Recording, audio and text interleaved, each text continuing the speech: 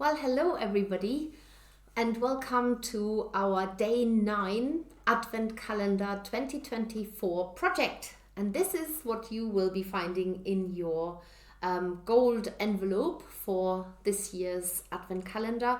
I'm Steffi here from The Makers, and I'm going to show you what you're going to make from this, because it's going to be this. So it's a really very simple project. However, don't be deceived, it does require quite a little bit of attention and attention to detail, that is. And also you do need to be patient and don't rush it, because it looks like it's a really simple project, and it is a simple project, but still you still need to pay attention to making sure that you make a really nice, neat and even cover of this project. And of course, what I haven't shown you, you get this one as well in your pack. So you do need the pipe cleaner, the half pipe cleaner in there as well. So first of all, you're going to use your white wool, and you're going to need to tease off strands so that you can potentially lengthen them. Can you see how bouncy this is? So there is a natural grain in the wool, so you want to tease them so that you can stretch them a little bit, the wool bats, and that helps a tremendous amount. And then you're going to start by holding the wool against the pipe cleaner, like I'm doing this here with my right hand, and you fold the wool over the pipe cleaner so that you start getting a grip. So you can actually pull gently and the wool stays stuck in there. And then you're going to bend the pipe cleaner end in as little as you can possibly manage. So there's a little bend in there. That's what you're going to do. And then you continue wrapping the wool over the pipe cleaner. So with every wrap, I pull a little bit tight. And you're going to put one layer on, putting several layers onto this pipe cleaner to build up the thickness. Doing it this way with smaller layers, thinner layers, and then repeating it definitely makes a neater candy cane. So I'm going round and round with every wrap. Now, if this becomes tedious to you and you naturally want to do this, where you switch it round and you twist the pipe cleaner, feel free to do this. The only thing that I will say is when you run out of wool, you have to go back to the original position, because we're always going to try and wrap the wool from the direction that you started out. So I'm going to continue here and go all the way to the end. Nice and tight. It's best to have quite a narrow strand of wool. Don't let this wool take over. You're in control, you're in charge. And then when you get to the end, we're repeating what we did at the other end. So you want to bend the pipe cleaner in as little as you can.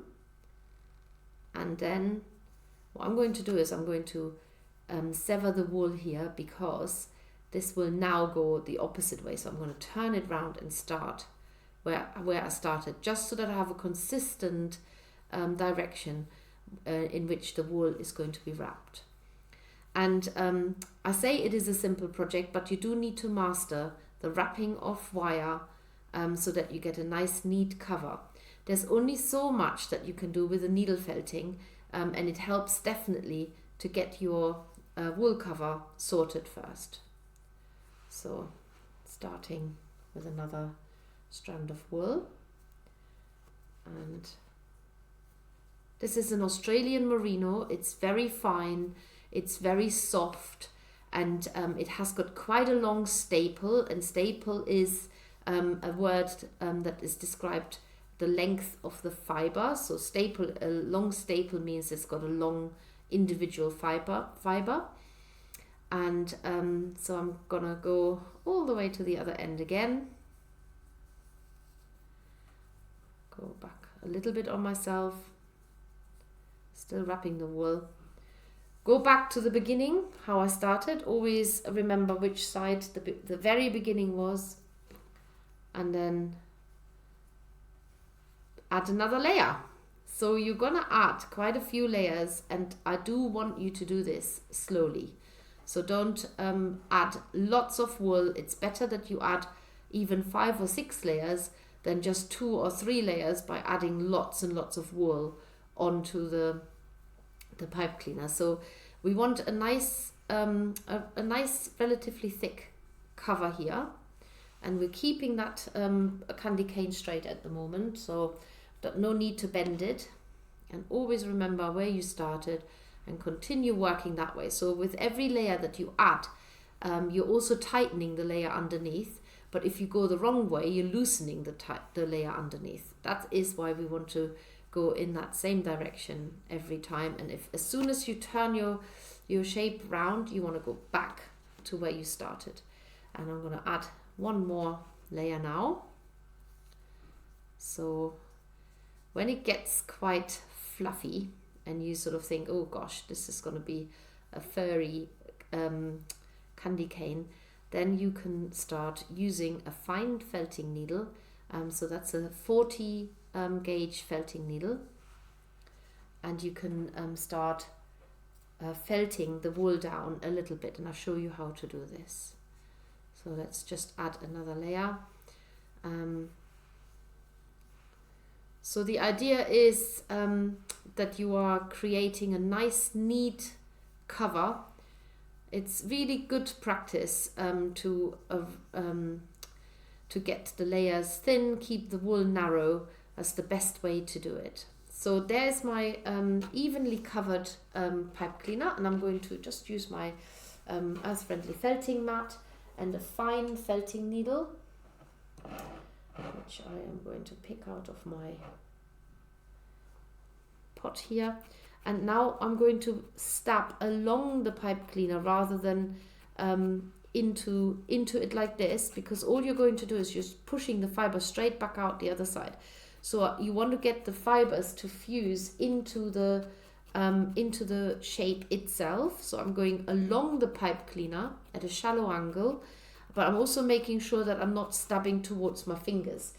So if you follow the direction of the needle, it's actually going eventually into the felting mat. If I followed it all the way through, it definitely isn't going into my fingers. And notice what I'm doing. I'm turning my candy cane, not quite yet, but I'm turning the shape on the mat as I'm stabbing into it. That's a good way to get an even felted surface going. So I'm still remembering which direction I've wrapped the wool. It's this from here to there. It's really important, even if you're turning your candy cane to the opposite side, so you can stab from that direction, you need to remember to turn it back. So if you need to mark it in any way because you don't trust that you remember it, then do this. But at the moment, you're just very gently stabbing into the surface to neaten up the shape and get the wool firmed up. So if you've got bits sticking out, you can tuck them in now by felting them in. Turn it around. So I'm back to the right way. So my beginning was here on the left, and I'm back to that now. And I'm still working my way all the way around it. So avoid stabbing straight into it. Not only is it harder to miss the wire, but you don't want to push the wool all the way straight through to the other side, because then you've got to tuck it in again. So we want the wool to get tucked away inside itself. So for those of you who love doing detailed things, you'll love this, because you can really sort of let your attention to detail fully come out, and all this fine detail tendencies, you can fully embrace them. If you are a little bit of impatient crafter like I am, and you just want to move on to the next thing, then just challenge yourself and just do this extra bit, go the extra mile, even though you don't want to.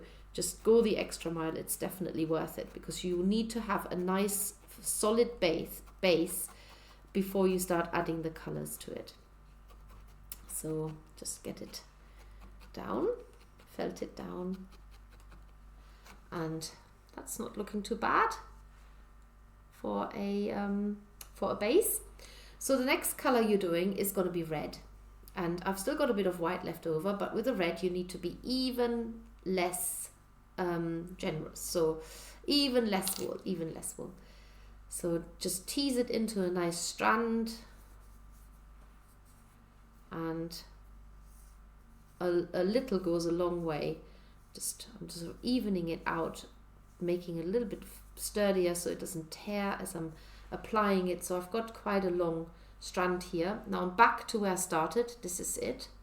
And I just now need to establish that red onto that white.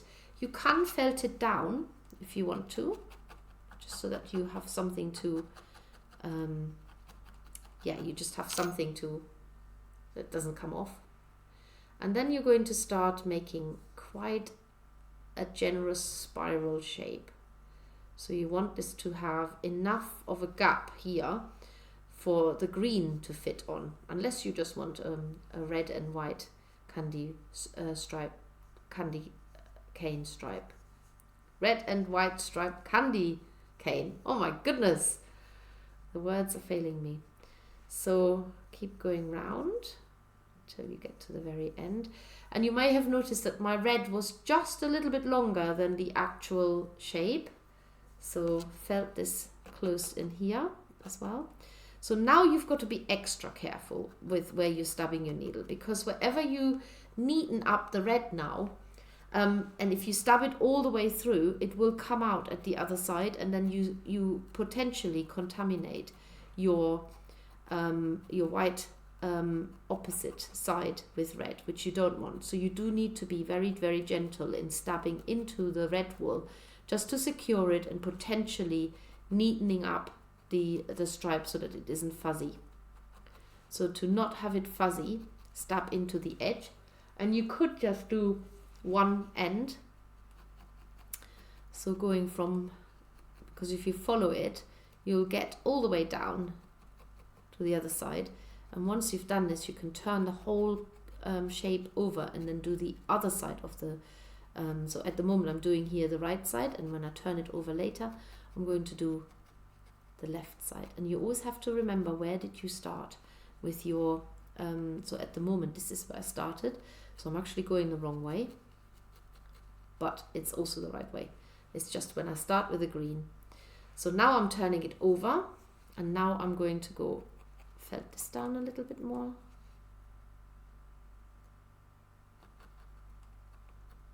Don't want the wool to look fluffy, because that's not necessarily what a candy cane looks like. And now I'm stabbing into the opposite side.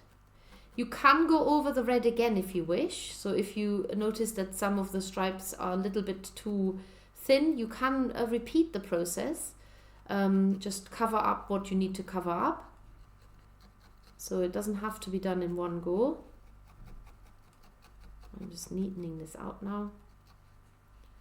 Or you might think, actually, I do want the stripes to be a little bit thicker. Do that too. And all I'm doing is I'm literally stabbing, not even all the way through the candy cane, because I don't want the red wool to be pushed through to the other side, and then it looks strange when the wool is coming out. So there's my red and white on there now. And now I'm going to do exactly the same in green. So this is quite a short bit. See if I can get slightly longer one going. Maybe you can join them together. The best way is to overlay them all together and then just tease them apart again, rather than joining them from one end to the other. And I do exactly what I did before. I'm just going to give it a little twist to get the fibers a little bit condensed down. And again, it's slightly longer than the actual shape. So I started at this end. So I'm going to start with the green at this end as well. So now I've got to get my, just felt this down a little bit. Now I've got to get my green fitting exactly in between the red.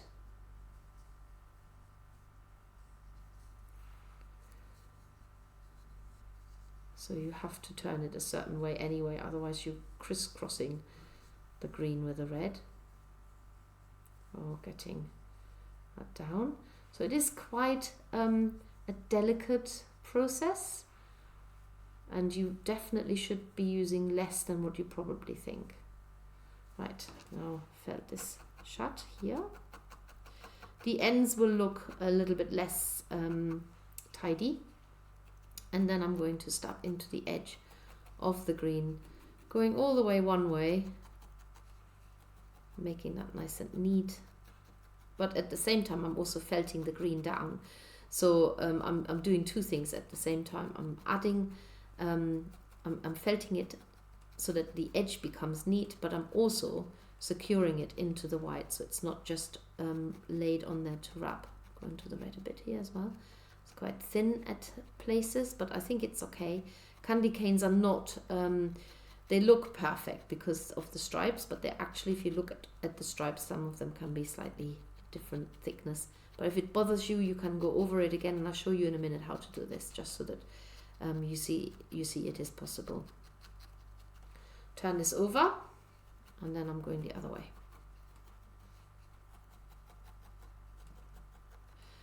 So you can use a 40, or you can use a 42 even, a 42 gauge needle. So the higher the number, the finer the needle.